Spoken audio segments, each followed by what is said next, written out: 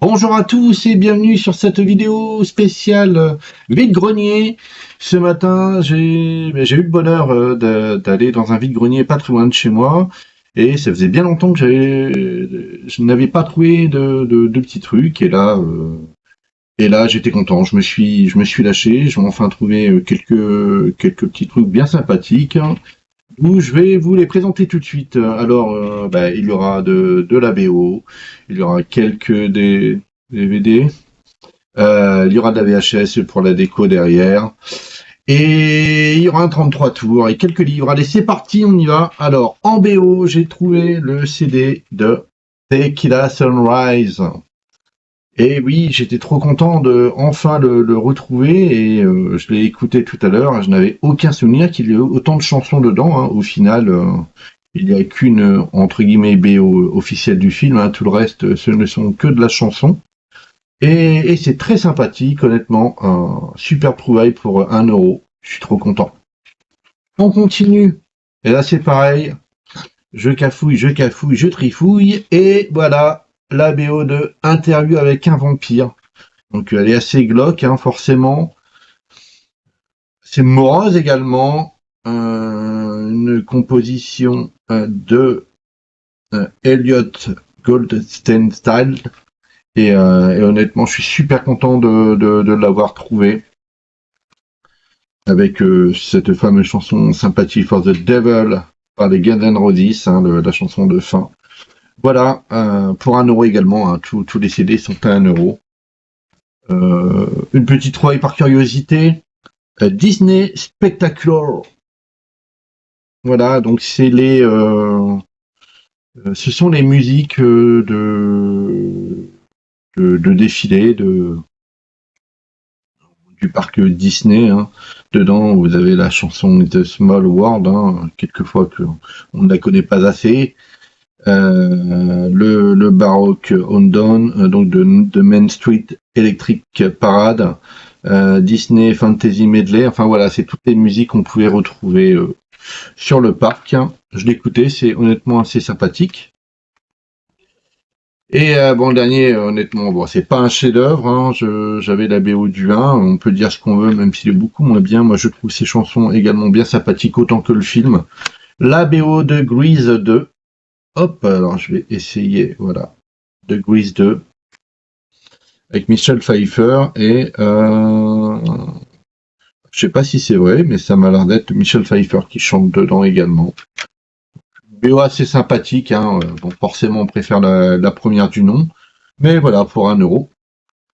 Et on va continuer dans le 33 tours, le seul unique que j'ai trouvé, et je suis super content de retrouver parce que c'était une musique que j'aime beaucoup, ainsi que le film. La BO 33 tours de Gwendoline, musique de Pierre Bachelet. J'ai dû l'avoir pour 5 euros à mes souvenirs, il est intact, nickel. Et une superbe musique, hein, qui me fait rappeler sa chanson derrière de Pierre Bachelet en 2001. Et j'adore cette musique, hein, j'avais un grand souvenir et je suis content, honnêtement. Et puis surtout de ne pas revenir bredouille sur ce genre de produit qui devient rare. Voilà, je suis content. On fait les DVD. Alors toujours pour la collection dessin animé. Peter Pan 2. Voilà. Retour au pays imaginaire. On continue avec un film d'animation que je ne connaissais pas. Sur la Terre des dinosaures. Donc tout ça, je les ai eu à 50 centimes. Ouais, c'est super prix, hein. Les gens étaient très très généreux aujourd'hui. Les Aristochats, classique de chez Disney. J'ai trouvé le Balto numéro 3. Voilà, c'est con à dire, mais j'ai le full set Balto. Ensuite, dans ma collection DreamWorks, Fourmise, avec la voix d'Anna Dorval dedans, hein, qui était d'ailleurs la grosse fourmi costaud, hein, c'était la voix de Stallone dans l'origine. Et forcément, il y avait la voix d'Alain Dorval dans le dessin animé en version française. Alors ça, je me souviens l'avoir vu il y a très très longtemps. Je suis content de l'avoir retrouvé. Excalibur, l'épée magique. Et quelle année ce truc-là? Ouais, 98. Je me souviens l'avoir vu avec mon premier Valentin. Et depuis, je l'ai plus jamais revu. Donc voilà, c'était l'occasion. Trop content. Excalibur, l'épée magique. Après, je l'ai regretté de l'avoir vendu, car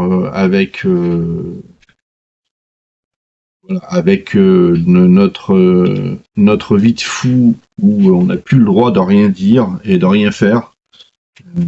Alors l'intégrale Bénéil, avant que ce soit définitivement interdit. Alors ils disent intégrale, mais à mes souvenirs, ce ne sont que des extraits de différentes émissions.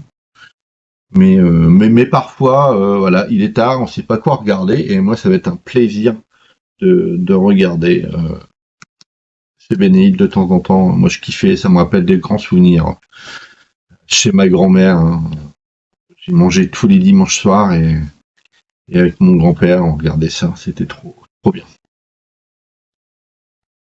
Ensuite, on attaque dans des films d'horreur, si on veut, mais honnêtement, c'est pareil, j'en ai plus aucun souvenir. Donc, The Gate.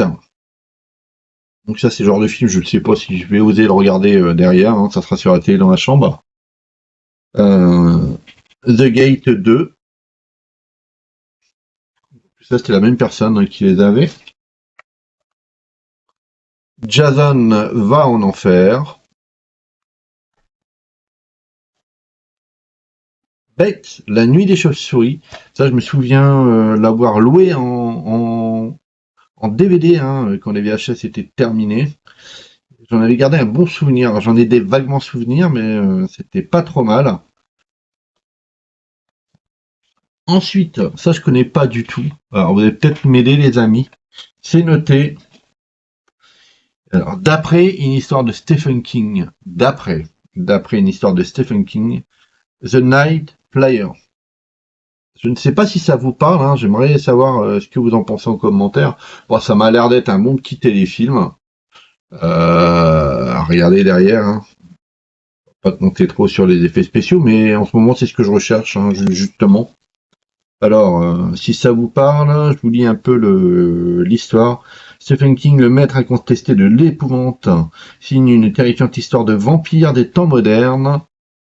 Richard Dees est reporter dans un journal à scandale, avide des faits divers sanglants. Alors qu'un homme est retrouvé sauvagement mutilé, le journaliste, à l'affût d'un nouveau scoop, mène l'enquête. L'effroyable tueur sème la terreur aux abords des aérodromes. Génial. Alors que les cadavres s'accumulent, Dee découvre peu à peu l'identité diabolique du monstre. Voilà, si ça vous parle, hein, surtout n'hésitez pas de noter dans les commentaires. Ensuite, un petit film d'araignée que je déteste, hein, le seul que je connaissais à peu près, on va dire, enfin tout le moins, celui que je préfère, c'était Arachnophobie, et j'ai trouvé Arachnide.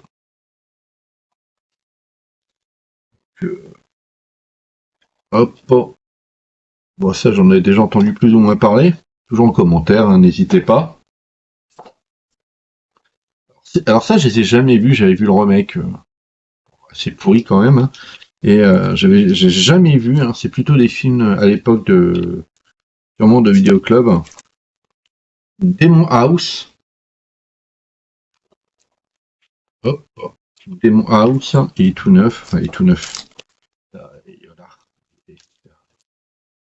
Classique un peu morflé, mais apparemment il n'a jamais été regardé. Et Demon House 2. Bon. Je ne m'attends pas à la grande qualité, hein, aussi bien dans le film que dans l'image, mais j'ai envie de le voir tout simplement. Un chef-d'œuvre d'animation que je n'ai jamais vu. Ouais, je sais. Vous pouvez me jeter encore des tomates pourrites si vous voulez, et il est temps que je le vois. Ah y est, je suis prêt. Akira. Et Voilà, depuis le temps, il faut que je le vois. Il y a plein de dessins animés, de films comme ça il faut que je m'y mette. Et un dernier, vous me connaissez, ouais, partout où j'aille, il y a toujours un petit Mel Gibson. Donc en DVD, The Million Dollar Hotel, à ma connaissance, il n'existe pas en Blu-ray. Ouais, c'est loin d'être mon préféré, hein. Un film de Wim Wenders, très très space, hein. Mel Gibson, il est qu'en troisième position dans le casting, mais comme d'habitude, j'ai envie de vous dire, le peu qui est sur l'image, honnêtement, il déchire. Il déchire. La première fois que j'étais voir au cinéma, je me dis mais qu'est-ce que c'est que ce truc? C'est pas possible. En plus, c'est lui-même, c'est Mel Gibson qui l'a produit également.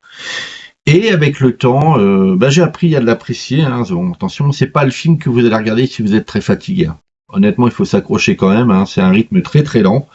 Mais les personnages sont assez énigmatiques à l'intérieur de ce vieil hôtel un peu crados pour tous ces gens qui ne font plus vraiment partie de cette société. Hein.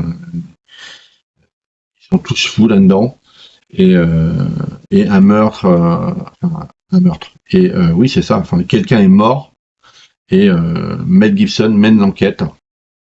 Donc au final, il est aussi fou qu'eux, quoi. Enfin, ce sont vraiment des personnages dans le film aussi fous l'un que l'autre.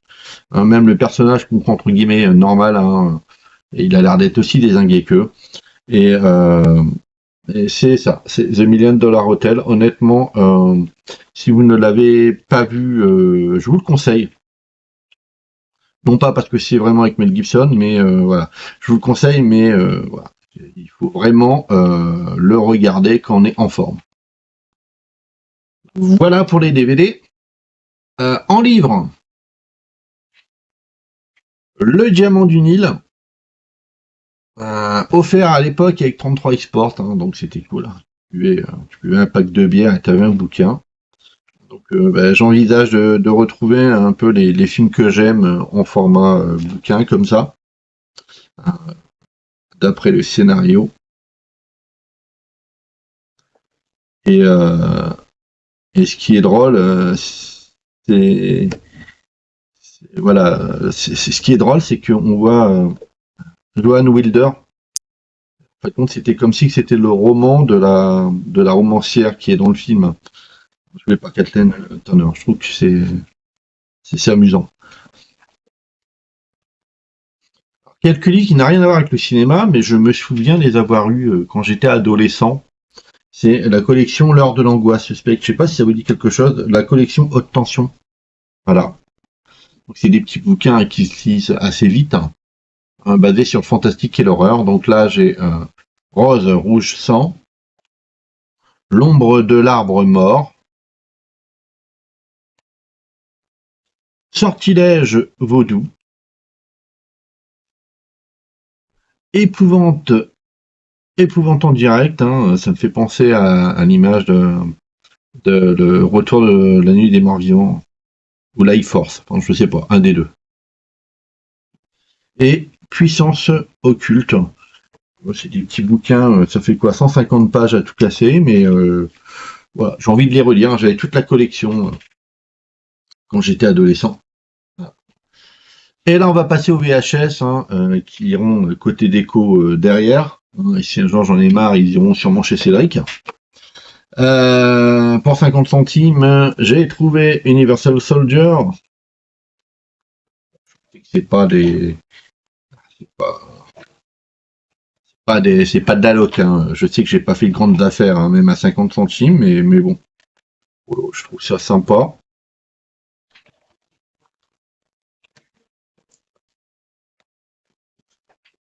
Officier et Gentleman, c'est un film que j'aime beaucoup. Oh, voilà. Et on revient sur Louis Van Damme avec Double Impact.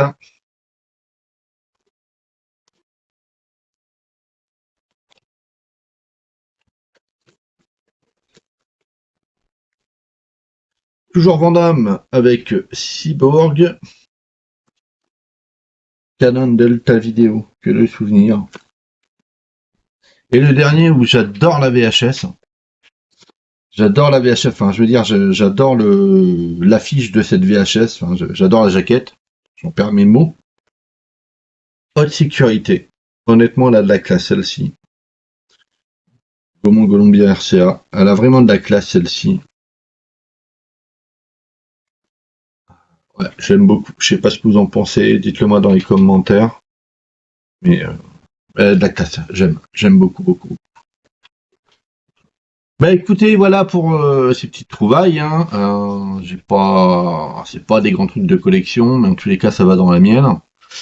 Et avant de finir, je voudrais encore remercier Cédric et mon ami Morpheus d'avoir participé à l'émission On en parle, et également au chat qui était en forme, très en forme d'ailleurs, et on en est j'en suis à plus de 400 vues. Je suis content. Alors c'était un test et du coup, vu que le test est concluant, je continuerai dans la lancée avec un nouveau On en parle. J'ai déjà le thème, j'ai déjà mes invités et je peux vous dire que Cédric et Morpheus étaient des enfants de cœur, vraiment, à côté de la prochaine émission. Où là, ça risque quand même de catcher. Et mais attention, hein, quand je dis catcher, forcément, en bon enfant. Et je vous en dis pas plus. Je sais pas encore la date, c'est en préparation. Et toujours là, incessamment sous peu. J'ai pas encore de date précise. Il faut que je voie avec Yvan et on va pouvoir entamer. C'est pareil, je vais essayer de, entre guillemets, refaire une nouvelle émission sur un autre genre. Et voilà, et en parlant de live et d'émission, surtout ne quittez pas, car derrière cette vidéo, il va y avoir une petite surprise. Voilà, et ce sera ma manière à moi de vous dire au revoir et de saluer mon ami Michele pour son futur live. Bisous et bisous. Ciao, ciao. Je t'ai reconnu, Cineslay. C'est un spécial Girls Power, pas du transformiste.